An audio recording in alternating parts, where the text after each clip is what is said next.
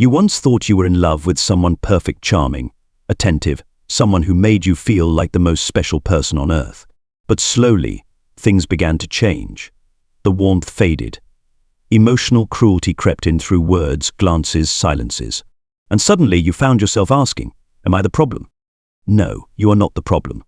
You just happen to walk into the world of a narcissist, someone who can destroy you mentally without ever laying a finger on you. In today's video, we're exposing 7 chilling behaviors narcissists use to control, manipulate, and emotionally dismantle their victims. These aren't just toxic traits, they're calculated psychological weapons, masters love, care, and passion. If you've ever felt like you're trapped in a toxic loop, you can't escape. This video is for you. Don't look away. We're about to uncover each sinister tactic, from gaslighting to hoovering, love bombing to the silent treatment, and reveal why these behaviors truly make narcissists the monsters of the mind. If you're passionate about mental health and want more content that sheds light on the dark sides of human behavior, hit that subscribe button now and stay with me until the very end of the video. Part 1. Gaslighting, the attack on your reality. The first behavior, and perhaps one of the most insidious and destructive tactics a narcissist uses, is gaslighting. Gaslighting isn't just lying. It's a systematic form of psychological manipulation, repeated intentionally, designed to erode your trust in yourself. When you're being gaslit, you don't just doubt your memory, you begin to doubt your feelings, your instincts, and even your sense of reality. A narcissist won't scream that you're worthless. They're far more calculated than that. Instead, they'll calmly smile while you're hurting and say things like, "You're being too sensitive. I never said that. Are you sure you're remembering correctly?" You're imagining things. And the terrifying part, you start to believe them. At first, you try to defend yourself. You explain, you bring up facts, you push back. But over time, every response you give is dismissed, every emotion invalidated, every memory twisted. Eventually, you begin to self-edit. You think, am I actually losing it? Maybe I'm the toxic one here. But no, you're not crazy. You're being pulled away from your own truth, and that's what makes gaslighting one of the most dangerous forms of emotional abuse. The narcissist knows exactly what they're doing. They need you to become mentally dependent on them. Because the moment you stop trusting your own memory, emotions, and reality, you have no choice but to trust theirs, even when it's false, toxic, or entirely fabricated. That gives them total power over you. No shouting, no overt control, no physical force, just psychological control, so subtle, so calculated, you don't even realize it's happening until it's too late. Gaslighting doesn't happen loudly. It happens in whispers, in small, reasonable-sounding comments, but the damage accumulates. Drop by drop, it wears away your confidence until you can no longer tell what's real, and worse, you stop trusting yourself. And here's the cruel twist: the smarter, more emotionally aware you are, the more vulnerable you might be. Because you'll try to reason, you'll try to understand, you'll empathize, you'll say, "They didn't mean it. They're hurting too. I can fix this. I can fix them." But you can't heal someone who is actively and deliberately breaking you down. Let this sink in. Gaslighting isn't just a bad habit, it's a deliberate strategy of psychological domination. A narcissist doesn't gaslight by accident. They do it to disorient you, to make you stay in a relationship you would have left if you still trusted your own perception. If you feel like you're lost in an emotional fog where nothing seems certain, take a step back. You might not be the problem. You might be the one being led to believe you are. And that's the biggest red flag of all. Recognizing gaslighting is the first step. Fighting it is the next. And if you've made it this far, trust me, you're stronger than you know. Next, we'll expose another weapon in the narcissist's toolkit: the cold, calculated silence, the silent treatment, a form of emotional punishment disguised as distance. Keep watching, and if this resonates with your experience, hit that subscribe button. You deserve the truth. You are not alone. Part 2. The silent treatment, when cold silence suffocates your soul. Silence isn't always peaceful. Sometimes silence is a weapon. And when it's in the hands of a narcissist, it becomes one of the coldest, most punishing tactics you'll ever experience. The silent treatment isn't just someone missing your texts or forgetting to call you back. It's a calculated withdrawal, a deliberate refusal to communicate, an emotional shutdown designed to create anxiety, fear, and guilt in you for doing something they didn't like, even if you have no idea what that something was. And that's the cruelest part. They won't tell you why. They won't express emotion. They won't yell or insult you, they'll just go silent. But make no mistake, this silence is intentional. It's not space. It's punishment. Their silence hangs in the air like a sentence you haven't been allowed to hear yet. And you, the one who loves, who hopes, who wants to fix things, are suddenly thrown into a state of mental panic, doing everything you can to reconnect, to apologize, to please, even if you didn't do anything wrong. Because their silence isn't the silence of an adult seeking peace. It's the silence of someone saying, I have the power to erase you. I can make you feel invisible, worthless, and desperate anytime I want. When a narcissist goes silent, they're not calming down. They're controlling the emotional narrative. And you start asking yourself, did I say something wrong? Am I too sensitive? Is it my fault the relationship is falling apart? Why are they ignoring me like I don't exist? You find yourself in a constant state of unease, where even a single text saying, I'm okay, would feel like oxygen. And when they finally do speak to you again, you feel relieved, so relieved that you'll accept anything, take all the blame, just to avoid that silence again. And that's how they win. They know that by simply withdrawing, they can make you shrink, question yourself, and beg for their attention, even when they're the one causing the damage. Over time, you lose pieces of yourself. You stop asking for what you need. You stop speaking up. You become smaller, quieter, more afraid of losing them than of losing yourself. This isn't how healthy adults resolve conflict. This is emotional punishment. It's psychological abuse, carefully crafted to weaken you, destabilize your sense of self, and keep you stuck in a relationship where you're constantly fighting for crumbs of attention. If you've ever stared at your phone for hours, waiting for a reply that never came. If you've apologized for things you don't understand, just to make the silence stop. If you've felt invisible inside your own relationship, then you may have already experienced the silent treatment. Realizing this doesn't make the pain disappear, but it's the first step in reclaiming your emotional power. Because silence isn't love. Silence isn't maturity. Silence, when used as manipulation, is cruel, intentional, and abusive. And you don't have to live like that. In the next part, we'll uncover one of the narcissist's favorite tactics, love bombing, where they lift you up so high, only to drop you into emotional chaos moments later. Keep watching, and if this resonates with you, hit that subscribe button. You deserve more than survival. You deserve real connection, not a game of control disguised as love. Part 3. Love bombing, when intense love is a warning, not a gift. If you've ever met someone who made you feel like you just stepped into a fairy tale where every glance, every word, every gesture seemed too perfect to be real, then chances are you've experienced love bombing. Love bombing is not love. It's a manipulative emotional strategy used by narcissists to make you fall fast, attach deeply, and let your guard down before you even realize what's happening. From the very beginning, they flood you with affection. They shower you with over-the-top compliments, intense declarations, and promises of forever, even when you barely know each other. I've never met anyone like you. We're soulmates. I just know it. I want to marry you, soon. They text constantly, call at all hours, plan extravagant dates, give gifts, write poems, songs, messages that make you feel like you're living a dream. You start to believe, I've never felt so loved. This is what real love must feel like. And then suddenly it stops. The affection disappears. The warmth turns cold. The admiration shifts into criticism. And you, the person who was once lifted so high, are now falling, fast, hard, and alone.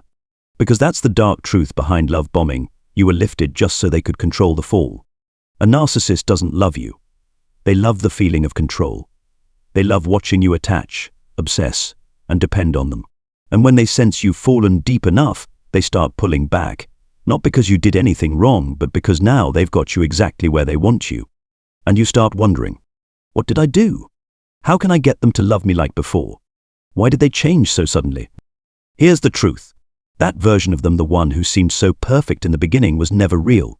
They didn't change. They just took off the mask.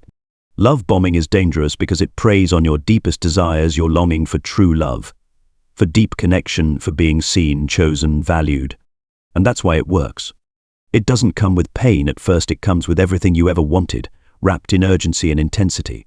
But after the bombing phase often comes the devaluation phase. You start getting criticized, compared, ignored, and you work harder. You try more. You give everything just to feel loved again. But here's what no one tells you. Real love doesn't make you anxious. It doesn't make you feel like you have to earn your worth, prove yourself, or chase someone's affection. Real love builds slowly, with trust and consistency, not with fireworks and whirlwind romance. So if someone is loving you too fast, making big promises too soon, rushing you into emotional intimacy before trust is even formed, that's not love. That's a tactic. And you deserve love you don't have to chase. In the next part, we'll go even deeper into what comes after the high, the devaluation stage, where the same person who once worshipped you now slowly starts to dismantle your self-worth. Keep watching, and if this feels familiar to you, hit that subscribe button. You are not alone. And you don't have to stay trapped in this cycle. Part 4. Devaluation, when they start to break you down. After the intensity of love bombing, you don't land in calm, steady love. You fall straight into something colder and far more painful, the devaluation phase. You were once their entire world.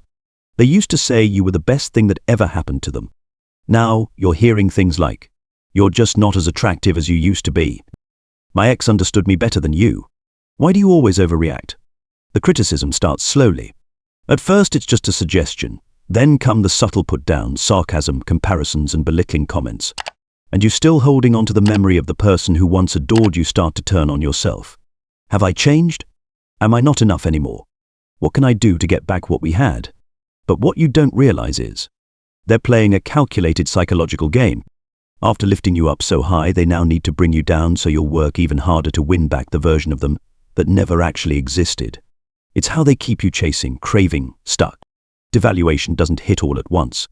It creeps in. Each small remark chips away at your self-worth. Each cold stare makes you doubt yourself. They might even praise you in public, but behind closed doors you feel smaller, more insecure, less worthy. And over time, the worst part happens. You begin to believe them. Because when love and cruelty come from the same person, your mind goes to war with itself. And instead of confronting their abuse, it's easier, less painful to blame yourself. You become a version of yourself you barely recognize, shrunken, anxious, constantly second-guessing, believing this is what it takes to love someone deeply. But here's the hard truth. They never truly loved you. They loved the power they had when you gave them your emotional world. And this phase, this slow, grinding erosion of your self-worth, is how they make sure you won't leave, even when your heart is breaking. If you find yourself constantly feeling like you're not enough, if you're in a relationship where you're being torn down, but still clinging to occasional moments of affection like lifelines, you may not be in love, you may be emotionally manipulated. Devaluation doesn't just hurt. It redefines who you think you are until you forget that you were once confident, joyful, full of light. But you can break that cycle. And the first step is to realize you're not too sensitive. You're being subtly and systematically abused. In the next part, we'll uncover perhaps the most devastating stage of narcissistic abuse, the discard phase, when they throw you away as if you never mattered at all. Stay with me. And if this reflects your reality, hit that subscribe button. You're not weak. I'm too weak. You're waking up. And that's the beginning of your freedom. Part 5. Discard, when they throw you away like you never mattered. After you've been pulled through the whirlwind of idealization and devaluation, there comes a moment when the narcissist decides you're no longer useful. They've drained your emotional energy, dismantled your self-esteem, and taken every ounce of attention and affection you had to give. And then suddenly they disappear. No warning. No closure. No remorse. Just discarded. The discard phase is one of the most emotionally brutal moments in the narcissistic abuse cycle. You were once their soulmate. Now you're ignored, replaced, forgotten, sometimes after something as minor as a disagreement, or simply because you started demanding respect. There's no apology. No explanation. Just the crushing silence of being treated as if you never existed. Worse still, they may move on immediately to someone new, publicly showering that person with the same intensity they once gave you. And that's when the self-blame sets in. What did I do to be replaced so easily? Was I not good enough? Why can they be happy with someone else while I'm left shattered? But here's the truth. You weren't replaced. Your role in their manipulation was simply completed. To a narcissist, you were never seen as a full human being with thoughts and feelings. You were a source of narcissistic supply, validation, admiration, control. When you stop reacting the way they want, when you stop feeding their ego, when you start questioning them or protecting yourself, You're no longer useful, and they throw you away like a broken object. The discard doesn't just hurt. It shatters your sense of identity. You begin to question your worth, your reality, your ability to trust others and yourself. And what's even more heartbreaking, sometimes you still want them to come back.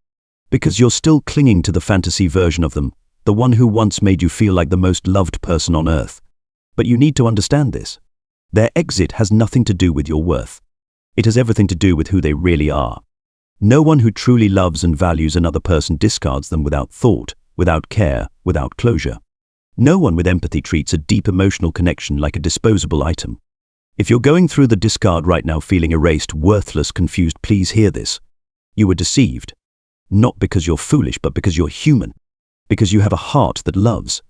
And that is not a weakness. That's proof of your strength and your humanity. Up next, we're going to look at one of the most manipulative tactics of all. Hovering, when the narcissist comes back out of nowhere to pull you back into the cycle of abuse. Stay with me, and if this resonates with you, hit that subscribe button.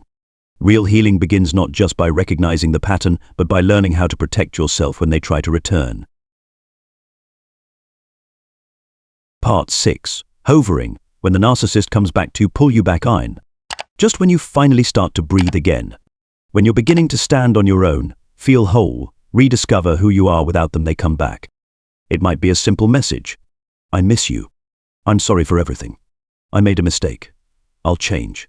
Or maybe it's just a reaction to your story, a song sent out of nowhere, a harmless check-in that feels strangely timed. But you know this isn't random. This is hovering, one of the narcissist's most manipulative tactics. Hoovering, named after the vacuum brand, is exactly what it sounds like. The narcissist is trying to suck you back in after discarding you like you meant nothing. But they're not coming back because they love you. They're not coming back out of genuine remorse. They're coming back because they lost control and they want it back. When they sense you're healing, detaching, moving on, they can't stand it. Because to a narcissist, you're not a person with a heart. You're a source of emotional supply, a tool they want access to whenever they choose. And they know exactly how to push the right buttons. They'll bring up the best memories. They'll cry. Apologize. Say they've changed. That they can't live without you. That you're the only one who ever truly understood them. And because you're someone who loves deeply, you want to believe it. You think, maybe this time they're sincere. Maybe they really learned their lesson. I saw the good in them once, maybe I can bring it back. But here's what you need to hear clearly. This isn't a fresh start. It's the beginning of another round of the same cycle, only deeper, darker, and harder to escape. Hoovering isn't love. It's a power move, a response to the loss of control. And if you let them back in, the cycle resumes. Love bombing, devaluation, discard, hoovering, again and again. And each time they get better at hiding, better at hurting, and better at making you doubt yourself. So ask yourself this. Do they miss me, or do they miss having power over me?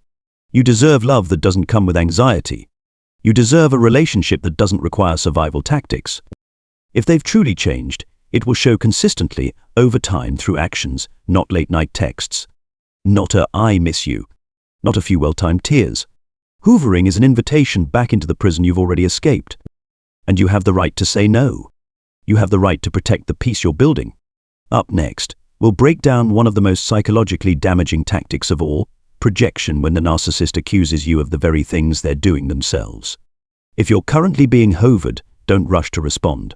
Keep watching and hit that subscribe button. You don't owe them another chance. You owe yourself your healing.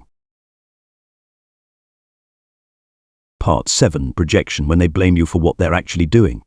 There comes a moment in a relationship with a narcissist where everything turns upside down. You're being accused of the very things they're doing to you. You're blamed for betrayal, control, selfishness, dishonesty, while you're the one hurting, the one holding on, the one trying. That's not a coincidence. That's projection, a psychological defense mechanism twisted into a manipulative weapon, where the narcissist dumps their own guilt onto you in order to escape accountability and flip the script. Here's how it plays out. They cheat but accuse you of being unfaithful. They monitor and control your every move but call you possessive. They lie constantly but label you the dishonest one. And because you're thoughtful, ethical, and self-aware, you begin to wonder, could it be true? Am I the one at fault? Projection works best on people who actually have a conscience. People who care. People who self-reflect. People who'd rather take responsibility than cause conflict. So you question yourself. You apologize not because you're guilty, but because you want peace. Meanwhile, the narcissist walks away clean. They take no ownership. They manipulate your guilt and confusion and turn it into control. Projection is so damaging because it doesn't just confuse you, it warps your reality. It erodes your ability to trust your own thoughts, memories, and judgments. You start living in constant defense mode, explaining, proving, justifying when really you've done nothing wrong. And when you finally push back, when you try to tell the truth, when you try to correct the lie, you're called defensive, dramatic, playing the victim. The narcissist twists every reaction to fit their narrative. Even when you speak the truth, they'll make you feel like you're the manipulator. But hear this clearly. When someone consistently blames you for their behavior, makes you question your own integrity, and refuses to take responsibility, this isn't conflict. It's psychological abuse. If you're always the one being blamed, always the one apologizing, always the one feeling guilty for reasons you can't explain, you're likely caught in projection. And you don't have to live that way. Truth doesn't need to scream to exist. You're allowed to trust your gut, your memories, your goodness, and your limits. You don't need to prove your innocence to someone who's committed to rewriting the story. These 7 behaviors: gaslighting, silent treatment, triangulation, love bombing, devaluation, discard, hovering, and projection aren't random. They are part of a deliberate psychological pattern, a cycle of control designed to keep you disoriented, dependent, and disconnected from yourself. But here's the good news. You're here. You're learning. You're waking up to the truth. You're not crazy. You're not the problem. You just loved someone who used your love against you. And now you can choose yourself. If you saw yourself in any part of this video, please subscribe. Because those who have been deeply hurt often become the strongest hearts of all.